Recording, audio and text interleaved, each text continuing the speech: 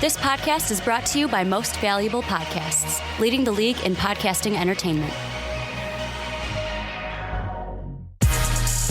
Welcome, ladies and gentlemen, boys and girls, children of all ages. This is the Fast Break Podcast. I am your host, Sean Anderson. Alongside me is Ricky Widmer.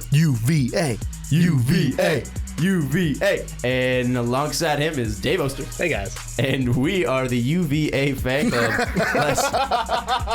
Last night we saw the Sweet Wahoo 16. Nation. Last night we saw the Sweet 16 matchup between Virginia and Iowa State live at the United Center, and we also saw Gonzaga versus Syracuse. One was a great game and one was a shit show, basically. UVA. UVA. Yeah, that's all I got to say about the first game. And today we're going to probably talk about those guys that we saw, and we're going to talk overrated draft prospects. Yeah, let's hope we're not talking about bust. Dave's boy, Sabonis. Sabone Oh my me. God. Guy getting murdered in the paint last night, can't get a call. And still put up 20 and 16. I know. So, I mean, Dave doesn't think Sabonis is going to be overrated prospect or a bust. No, Sabonis will live up. He will live up to the prospect. And we're more talking people who would go into the lottery, so the top 15 picks. We're not going to be talking, outside of that. We're going to be talking guys who are supposed to be good, who are supposed to make an impact either right away or when they develop later on to their careers. We're also going to be talking the LeBron James controversy, if we can really call it that. I mean, His whole careers are kind of controversial at this point. The man lives for drama. he does. And then we're going to wrap that up with talking about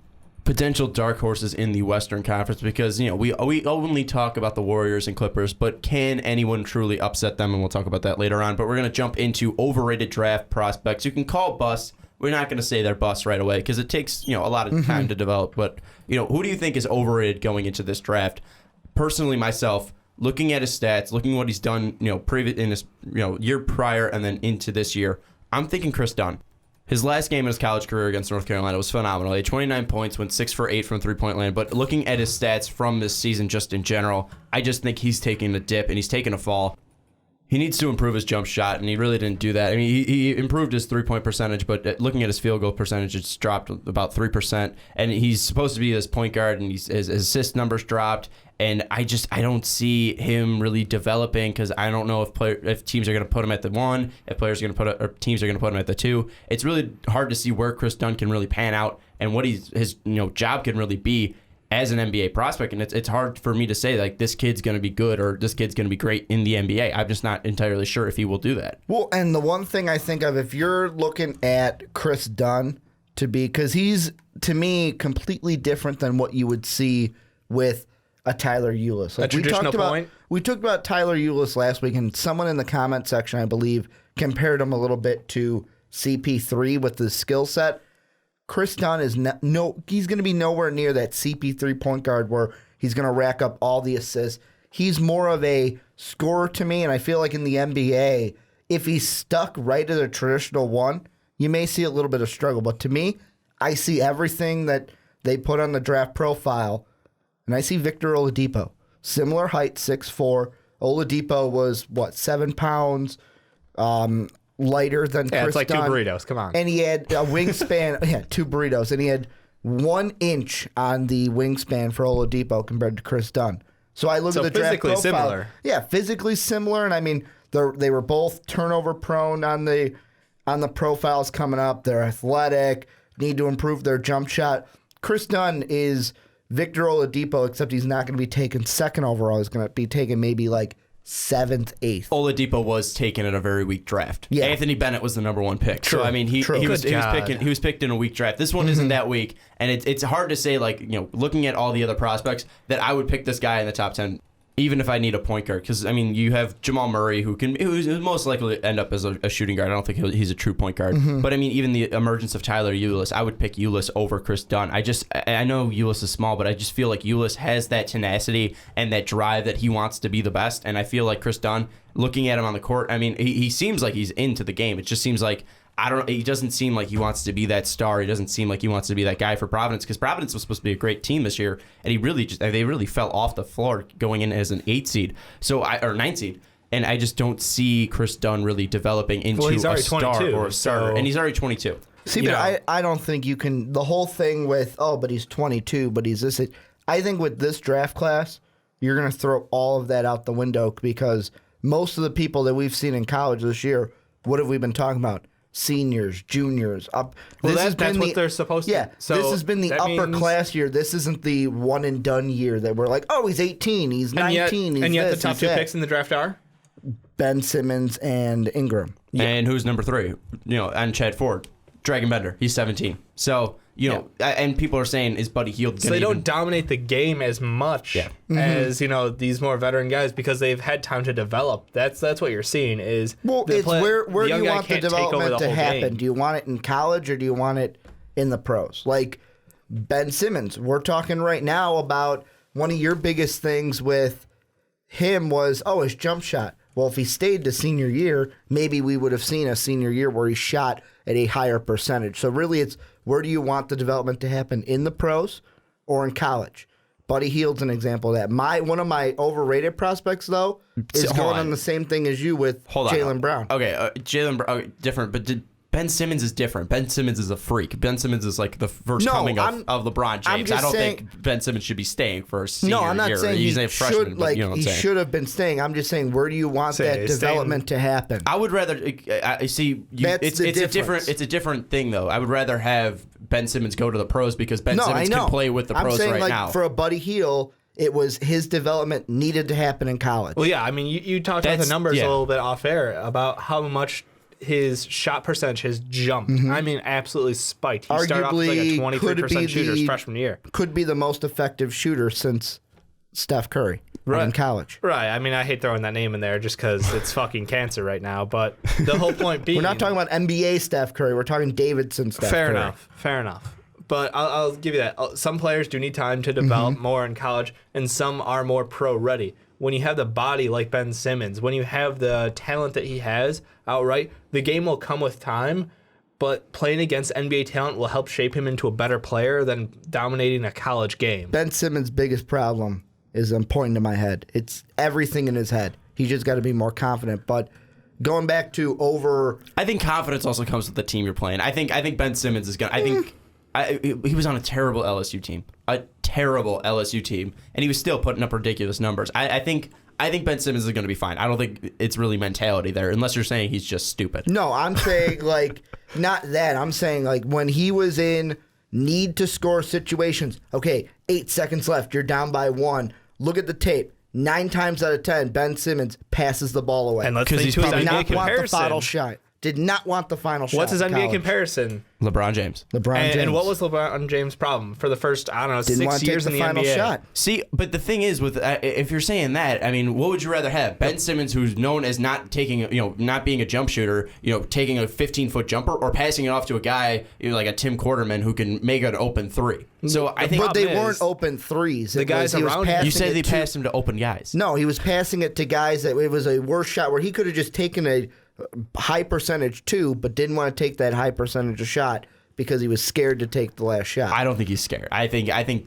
he's fine. I think he's just going into a team that was terrible. I think he's going to excel in the NBA. I think Ben Simmons he's off the table here. He's not going to be a bust. No, I'm not saying he's an overrated prospect. Who is your overrated prospect? I've got Jaylen Brown. I think he's a guy that needs to stay. He's needs to underperformed. Stay in college, and recently he's underperformed. Yeah. Well, and I go back to, I'm looking a perfect article of this from SB Nation where the Hawaii game, I know it's only one game in March Madness, but in one game, Hawaii showed everything that's wrong with Jaylen Brown. Yes, does he have all the tools to be in the NBA? Probably going to be a good NBA player as time goes.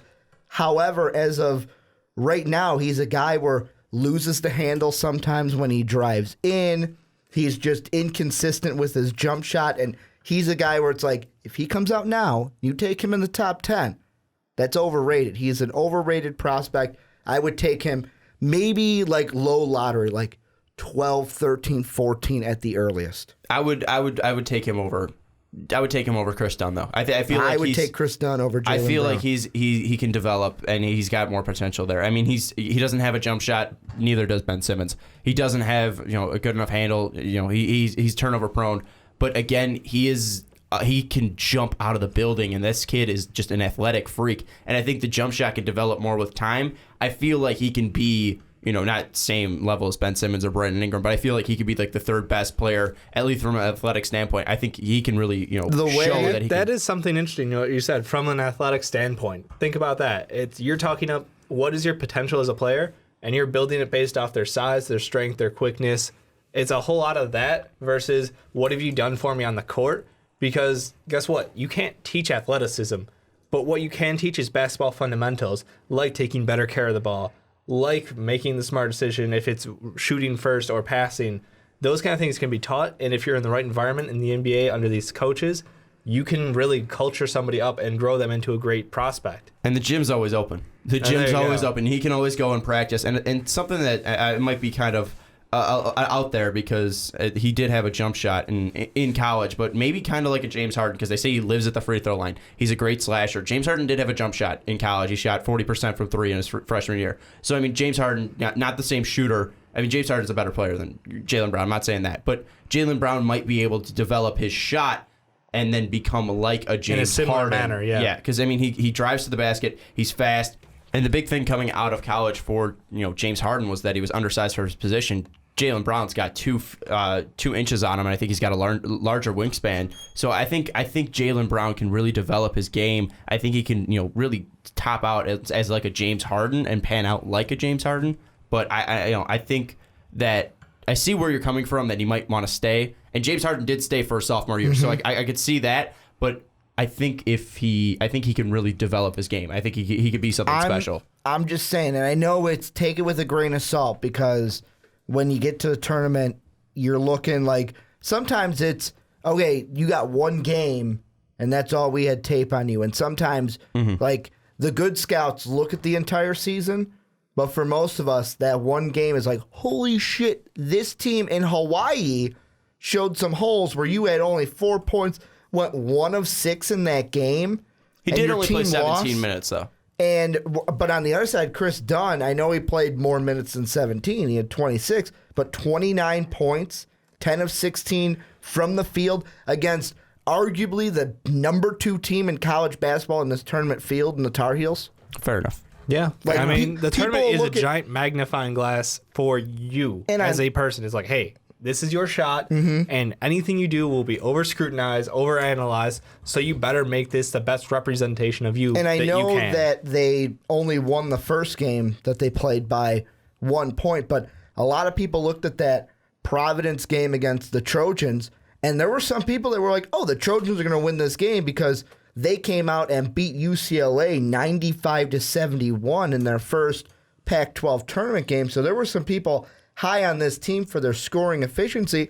16 points, 27 minutes, 4 assists, 4 rebounds. He fell short. How about this? If you look at Jaylen Brown against USC, 18 points, 50% from the field, and 8 rebounds. So, I mean, against similar production. That's what I'm saying. Different players, obviously. Looking further back, that's actually doing a little looking forward back, because that was the 28th of February. Well, he's that Browns played. He hit a huge slump at the end of the season. And I mean, but people are going to look at that Hawaii game and just go, dude, we see those holes. We see that jump shot. We see how you're losing the ball and don't have the best handle when you're going to the basket. And in the NBA, if you're going to be a driver and a slasher, you can't be losing the ball out. Well, James Harden's going to set the record this year for most turnovers in the season. So but technically you can. Yeah. But James Harden's not a point guard. I'm saying for the driving, James Harden is a point guard as far as Houston is concerned. Okay, let's go. Let's go off of like his position. Position. Yeah. But I see Jaylen Brown, like, what would you rather have? A recency bias in Chris Dunn, where he was great against a great team, or would you rather go with a guy who has more potential and more upside, who you're getting a finished really product develop versus a prospect? Exactly. It's potential versus what you've seen and what this guy is capable of. And Chris Dunn is already close to his top end from where I'm standing. And I see Jaylen Brown with that potential to continue growing his game, fill out those areas that he has the weaknesses in. Chris Dunn, I feel like, this may be it. This may be who you are. And there's nothing wrong with that. He'll still be a decent player, but he won't be able to top out nearly the same level if Jaylen Brown lives up to what he can do. And for a team that's in the top 10, that's wasn't traded in there, like say at Boston, you want a player that you really can develop with your team, really can grow around, and really can help out instead of a guy who's going to be plopped in there like a Chris Dunn and just is forced to start and go. And he's got his mold and he's got his mindset really already set, where Jaylen Brown can come in and develop a new mindset, develop a new mentality, and really, thrive in his game and thrive in the team system. So I feel like I see where you're coming with Jaylen Brown, and maybe the discussion should be, should he stay? But he's going to be a top 10 pick no matter what because of that potential. So I think he'll probably most likely go out, and I could see him struggling for a couple of years. But I think that's why you probably wanted to switch from overrated to a bust, because he might not be the player that you want him to be in the first 3 years, but he might develop in later on. So I see where you're coming from there. Dave, who's your overrated prospect? My overrated prospect is Skal. This is a guy who came into college basketball as look, if he didn't play this season, he could probably be a top 10 pick regardless. Yeah. That's what people are talking about, purely based off his size, his strength, and, the potential. But he has had a horrible season. And, I mean, that's being nice because, okay, for anybody else... I mean, even part of me is even thinking, are you saying, overrated to where... Okay, you're not even just out of the lottery. Maybe you should be a second rounder. Because right now he's a late first. Right now, and that's right now I'm looking first. 16 for Chad Ford. For some reason he's 14, so in the lottery for NBA he's one of those fringe net. guys on the lottery. I just feel like I feel like he should be 28 to 35 pick. Like you say, and it's funny, you're like, oh, well, Skal's my overrated prospect. And the first thing I think of is, remember when he was a top 5 pick at the beginning of the year? He's been overrated, and he continues to be overrated because, look, this guy has underperformed in so many big situations. Just most recently, Indiana. The man ran off the court. He only played 15 minutes that game, 4 points, 5 rebounds, and I think he was also in foul trouble, though. So he does get, but he's been in foul trouble quite often. Yeah. He does. He has fouled out of probably the most games on that team. I want to say about 5. I'm just from looking real quick. But again, this is a guy who we all hyped him up to be that best stretch 4. He has the height for it. He has the athleticism, but he is just so weak. He doesn't have the strength. He can't play in close to the net. Around the boards, very shaky. He does get some rebounds, but again, it's not his thing. He wants to be a stretch. why we crowned him at the beginning of the season before we Enlighten even saw us, him. Ricky. Well, I mean, you look at the part of the 4 and 5s that have come out of Kentucky. I think Anthony Davis, Nerlens Noel, the Harrison twins. There's been so many great players that down low, it's like when Kentucky is a big man, we crown him at the beginning of the season. Oh, this guy's going to be a great season, and he just didn't live up to the hype. Yeah, no, I absolutely agree with you. But if we're also going against Kentucky big men, I think that kind of plays into his favor then, because you got DeMarcus Cousins, you got Anthony Davis, you got Karl Anthony Towns. So if he's going to follow suit in Kentucky big men, then I think I would pick him. But I see that his development. No, I'm saying terrible. at the beginning of the college season, we were oh, this guy's going to be great because look at what we've had. And then we watched him and went, oh, well, maybe that's right. Maybe it's the guards for this team that are going to do well, and Ulis and Murray. Yeah, no, I absolutely agree with you. I mean, he was expected to come in and carry this team to the next level, and thankfully the guards were able to do that to an extent, but not all the way. I think that he can be a fantastic defender. He has so much potential to continue growing because he can put on 20 pounds, 25 pounds of absolute muscle and just dominate. But right now, he can't stand out there with NBA level 4s and play him in the paint. He will just get wrecked. I mean, it will be disgusting. He will have to be a B team, put him in for 15, 20 minutes a night tops. And that's why it's funny because Chad Ford right now has him going to the Celtics. Just put him on a team that have a ton of bigs right now. Yeah, why not? So you just kind of blend in. Exactly. You just blend in and not play. I mean, this is a guy people are like, oh, he could be the next LaMarcus Aldridge, and it's like. Ugh. See, the one thing with Skal, you talk about his size. He's sitting at 225. Chris Dunn's sitting at 220. Right. He's 6'4". So and he's 7 foot. Yeah. Are you? So kidding I me? definitely needs to add just some strength and just some. He needs to get on that Joel Embiid diet. Take a year and just bulk. He kind of seems mentally weak too. He just doesn't seem like he has that toughness you want in a big man where he'll attack and just go after it. No, but his shot, he has a soft touch, which is why he has that potential. Look, his shot not as sweet as Dirk or LaMarcus, but he has the potential to grow to that. He's a very good shooter, very good foul shooter. So I think he can grow into that. But again, it's going to take a lot of time in the gym. It's going to take a lot of time to actually progress. So, like, look, he is 20.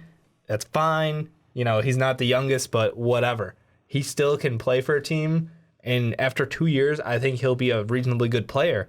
But the problem is, it's right now, if you're going to call him a lottery or a fringe lottery pick, he's not going to come in and give you that instant impact that lottery picks should give you. Yeah, and if you're going to a team that's like, really trying to go for a playoff push, I don't know if he might get lost there because he's not going to get that playing time that you want. If he gets lucky, I mean, he'll end up on the Spurs. But that's what we say about everybody. Yeah, if you're lucky, you'll end up on the Spurs and Warriors and turn into like a stud and just because that's what happens when you go to the Spurs and Warriors. You turn into a complete stud. Great coaching can do things. Weirdly enough, when you get a great coach, you do pretty well. Any final guys that are in the lottery area that really might not live up to this potential and might not, because recently I think one of these guys that I'm kind of getting iffy and shaky on is Denzel Valentine. I was looking at him. Because Denzel... I don't want to say it because I like him. I don't think so. Are you saying just because of that tournament game? No, I'm just saying in general. I'm just saying in general because, I mean, I think the tournament made me look in a bad light. But I think there's guys with more potential. I think there's guys because he's a senior. He's older. I just looking at him, you see a guy like Marquise Chris out of Washington, or you see a guy like Thomas Bryant who stepped up Marcus Chris wasn't he was in the NIT tournament. Yeah. But he stepped up in that tournament for Washington, scored 27 and had 11 rebounds. You look at Thomas Bryant was huge for Indiana in their run to the Sweet 16. And then you look at Denzel and he's got all the tools, but he's kind of small. What is his really position going to be? Is he going to be having the ball in his hands 24/7? Is he going to be coming off the bench and having the ball in his hands? Like, I don't know where he would be. And I think if he gets lost in where his position will be and what his role will be in the NBA, then that just might get him lost. I think he's got the potential and the skill to do well in the NBA, but it's really where is he going to go and how is he going to fit? Because I don't really see a true fit for a Denzel Valentine. I think that the big thing with Denzel is I don't look at that last game and put it all on Denzel. I think he did have 6 turnovers, to be fair. Yeah, but I think it was more of a team thing with that because this was a team coming in where he basically pulled the Vince Young with the Philadelphia Eagles. He basically called the championship, and then when asked about it, he kind of was like, reference. Well, you know what? We got to take it a game at a time, and then the whole team getting the 2 seed, thinking, okay, maybe we should be a 1 seed, kind of put a little bit to it. That's they should have been a 1 seed. Plus, they should have been 1 seed. Plus, Mid-Tennessee State just came in and played better. They said, we're going to show up this team, and they ended up doing it. One guy that I'm thinking of that, it's funny because I'm looking at an article now on cheatsheet.com, and they have 3 overrated prospects. I named one of them. Dave named one of them. The other one on this, Poeltl from Utah. Nope. And the thing is that I'm thinking about, you look at his season stats, 17.2, 9 rebounds a game, almost 2 assists. However, in the last 2 tournament games, we have seen the good and the bad. Fresno, 16 points, 18 rebounds, 4 assists. The good. Gonzaga, when he went up against Sabonis, 5 points, 4 rebounds, 2 assists. Okay, so you don't think he's overrated, but you think you're just bringing it up. Yeah, I'm bringing it up because so you think he's overrated and you're a scumbag because he got shit on by Sabonis. Yeah, no, you're just a rightfully so because Sabonis. Ricky's a scumbag and he's saying Poeltl's overrated, but he's trying to hide. I'm just gonna say, all right, you can have bad games, and then if you look at against when you play against a top team, you look at the number 7 team when they were number 7, Duke, 28 minutes, 72% shooting, 14 rebounds, 19 points, and when you throw at that, you got 3 blocks. So I think he's shown that you had one rough game. Yeah. You had one rough game. And his team wasn't even that. His team didn't show up as well. They got murdered by Gonzaga. It's true. So I think they lost by 23 points. So that's too much of a microscope on that game. Exactly. It wasn't all on Poeltl. I think Poeltl, he's got the tools. He's got the, he's a defender. He can be a defender. And I think he's got a great post move. So I think Poeltl's going to be fine. I personally think Poeltl's going to be fine. Yeah. But the thing is, and this is the one thing I may throw out with Poeltl, do we have him too high? Like, first round pick, but do we have him too high in that first round? But this isn't a draft that's known for its depth. Right now, it's like we have that 1-2, and you got some question marks. I mean, you got some good players, but again, is it that top level player? No. Is it that guy who's going to change your franchise? Probably not. So I think we're a lot more deeper than the Oladipo, Anthony Bennett draft. Well, I mean, at least we're not easily, looking at easily. Let's not talk dumpster fires. Anthony Bennett going at the number 1. At least we can talk about somebody who we can compare to LeBron James. This is completely deep. I think you can go to the number 20 pick, and I think there's even, like you said, there's seniors. No, but it's good, but not great. That's where I'm aiming with this draft. I think you're saying I think you're saying it's not great because it goes back to the discussion we had at the beginning of this this whole topic is we are used to one and dones, phenomenal one and dones who take over the NCAA. And now it's more of like, yes, is Jamal Murray, is Brandon Ingram, is Ben Simmons, the freshmen, but now we have the guys who like Buddy Hield, who's the senior. We've got Chris Dunn, who's the junior. We've got Denzel Valentine, who's the senior. Poeltl, who's even the sophomore. Sabonis, who's a sophomore. Guys that have stayed more than one season to where there's actually that sprinkling of seniors and upperclassmen. I think looking at this draft, looking at the draft prior to this, I think you got 4 superstars coming out. I think you have Ben Simmons, who would be a complete superstar, Brandon Ingram, who would be a superstar, because LeBron's getting older. He's going to be pushed out. And we've been saying that for Anthony Davis. For how long is he supposed to take that crown? Okay, yeah, but Karl Anthony Towns, look at what Cat's doing. Towns might be jumping over Anthony Towns soon. D'Angelo Russell looking like one of the best, one of the next best point guards in the league. Ben Simmons is going to basically be the next LeBron James. And then, KD's not getting old in a sense, but he's it might be the change of the guards here where, Kobe was where LeBron was. LeBron was where KD was. And then KD was where, Brandon Ingram was going to be. I think, Brandon Ingram is going to take that crown. That next great scorer. Yeah, and I think Ben Simmons is going to be just there with him. I think you got 4 superstars there. And then I think after this, you're still going to see some all-stars. Because I think Jamal Murray can be an all-star in this league. I think, players like, Jaylen Brown, if he develops his jump shot, can be an all-star. I think players can be 6-man, potential here with Buddy Hield and, Jacob Poeltl. I think there's guys that have this potential to make quality, or like shit teams now, quality. I think there's guys that can be key pieces on teams that can make a deep run. Because if you look at Minnesota might be picking a guy that can take them to an NBA championship in the next few years, or be a key piece on those teams. So I think these guys can really make an impact. Where recently it's just been, what's this guy's potential? Where I think we have 3 guys in Jamal Murray, Brandon Ingram, and Ben Simmons who we know their potential and we know how good they'll be. And then you have the guys who are seniors where it's like, how will they really show off their skill and will they can be able to transfer that game from the college game to the NBA game? I think it's really more that these guys will be able to thrive, or will they just completely flop and be bust, basically?